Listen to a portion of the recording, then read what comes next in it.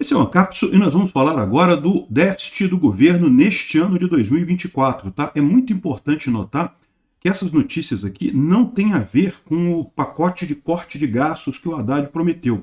O pacote de corte de gastos ainda não foi anunciado. O corte de gastos que eles pretendem fazer é a partir de 2025, né? Porque também eles não vão conseguir déficit zero ano que vem, né? A boa notícia é que meu pinto está devidamente preservado. O governo já prevê a essa altura 28,7 bilhões de déficit em 2024. Então, como eu havia falado, não vai ter déficit zero em 2024. O governo errou e errou por muito nessa conta no final das contas. Mas a situação é muito pior a partir de 2025, porque essa é a característica do gasto do governo Lula que a gente vai ver aqui.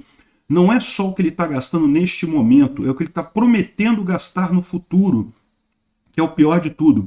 No final das contas, a gente vai ver aqui ó, que existe um aviso do Instituto de Finanças aqui, avisando que essas medidas do governo Lula vão custar 3 trilhões ao longo dos próximos 10 anos. Ou seja, a gente está falando aqui de medidas que já foram tomadas, que já era, esse dinheiro já foi. E lembra que o Lula quer gastar mais, né? O Lula não quer cortar nada, quer continuar gastando. Ou seja, é uma catástrofe completa esse governo do Lula, né? Essas notícias foram sugeridas por anarcossocialista, churrasco de picanha no seu toba e várias outras pessoas. Obrigado aí ao pessoal que sugeriu notícias lá no nosso site, no visãolibertaria.com. E obrigado a você que está assistindo o nosso vídeo. Se você gosta do nosso conteúdo, por favor, deixe o seu like e se inscreva aqui no canal, né?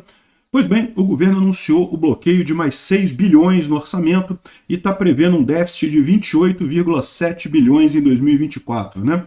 É um déficit, não tem jeito, não é déficit zero isso daqui. Vai haver um déficit de fato no orçamento brasileiro esse ano, embora o governo vai chamar isso de déficit zero.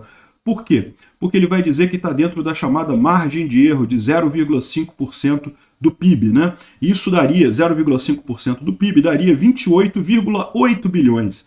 Então, repara como é que o governo Lula, assim, a margem de erro já virou o limite, eles não querem nem saber. Eles querem gastar o máximo possível e coisa e tal. E ainda tem uma jogada muito arriscada que eles estão fazendo aqui, que, embora esteja anunciado aqui que o governo bloqueia mais 6 bilhões do orçamento, na verdade, a notícia aqui deveria ser: governo libera mais gastos. Por quê? Porque havia um valor total de 7,7 bilhões que estava contingenciado, o governo tirou do contingenciamento e bloqueou uma parte. Então lembra, são duas medidas que o governo tem para evitar gastos e para cumprir o déficit público num orçamento que já está correndo, como é o caso do ano de 2024. Né? Ele pode contingenciar ou pode bloquear. Na prática, é a mesma coisa, é proibir o Estado de gastar algo que já estava previsto que ele gastasse. Então, aquele órgão público, aquele ministério, aquela autarquia, aquela entidade pública já tinha no orçamento o direito de gastar X bilhões de reais e o governo bloqueou aquilo, não pode gastar isso aí. Tanto contingenciamento quanto bloqueio significa a mesma coisa. A diferença é, o contingenciamento é mais rápido de desfazer. Se o governo quiser desfazer, ele desfaz o contingenciamento muito mais fácil do que ele desfaz o bloqueio. Então, lá atrás, o governo Lula bloqueou uma parte do orçamento e contingenciou uma outra parte, né? Agora, ele descontingenciou uma parte grande e bloqueou uma outra parte menor dessa parte que foi descontingenciada. Então, na verdade, ele melhorou a situação, ou seja, ele gastou mais dinheiro, ele autorizou mais coisa a ser gasta no final das contas, né? O governo reverteu cerca de 3,8 bilhões de gastos contingenciados. Então, no final das contas, liberou gasto para ser gastado esse ano, né? No final das contas, o problema que o pessoal está colocando é o seguinte: o Lula, existe um motivo pelo qual há uma margem de erro, né? Esse 0,5% a mais ou a menos do déficit, existe uma margem de erro, por quê?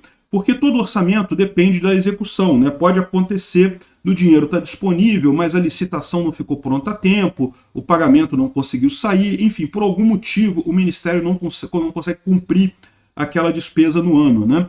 E aí, como você tem uma incerteza sobre o que vai ser efetivamente gasto, o governo tem essa margem de erro aí no orçamento. Só que o que o governo Lula está fazendo?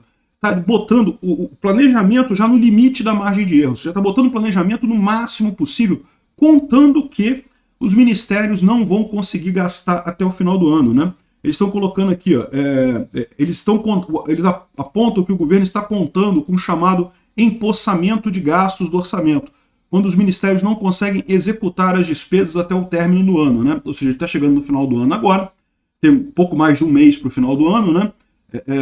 E aí, ou seja, de repente não dá tempo de gastar, né? Gastar dinheiro pode parecer uma coisa fácil, é fácil para gente que é civil, mas quando é muito dinheiro e tem um processo burocrático por trás de licitação e coisa e tal, muitas vezes não se consegue gastar até o final do ano. Só que, é o que eu falo para vocês, isso é uma coisa arriscada pra caramba, né?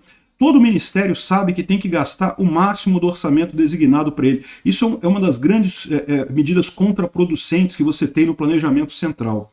O planejamento central, ele funciona com base em demandas, né? Quem chora mais recebe mais.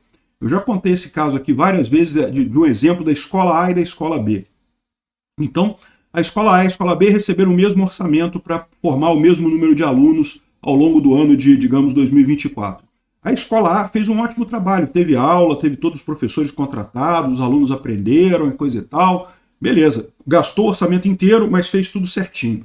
A escola B torrou o orçamento inteiro, mas fez uma administração terrível. Não faltou professor, teve aluno que não teve aula, não teve laboratório de não sei o que lá, porque não teve coisa comprada, faltou luz na escola. Uma administração péssima. Chega no final do ano, os alunos não aprenderam nada, enfim. Chega no final do ano, vamos discutir o orçamento do ano que vem. Quem que você acha que vai ter o orçamento aumentado? A escola A, que fez tudo direitinho, vai virar para o chefe deles lá do Ministério do MEC, vai falar, olha só, eu fiz tudo direitinho aqui, eu quero aumentar meu orçamento para eu poder fazer mais coisas melhores, né? E o MEC vai falar, não, você já está fazendo tudo bem, o dinheiro deu para você, pronto, o seu orçamento vai ser esse mesmo, você é punido mantendo o seu orçamento. A escola B, que teve um monte de problema, que teve um monte de falta de professor, um monte de coisa, vai virar para o Ministério da Educação e falar, olha só, a minha situação é caótica, eu preciso contratar mais professores, preciso mais isso, preciso mais aquilo. O Ministério da Educação vai falar, então, realmente preciso aumentar o orçamento dessa escola. Ou seja, acaba que esse tipo de orçamento premia a ineficiência. E uma outra coisa que acontece também, muito ruim no orçamento, é o seguinte, se você não gastar o seu orçamento, ano que vem o seu orçamento vai ser menor, né?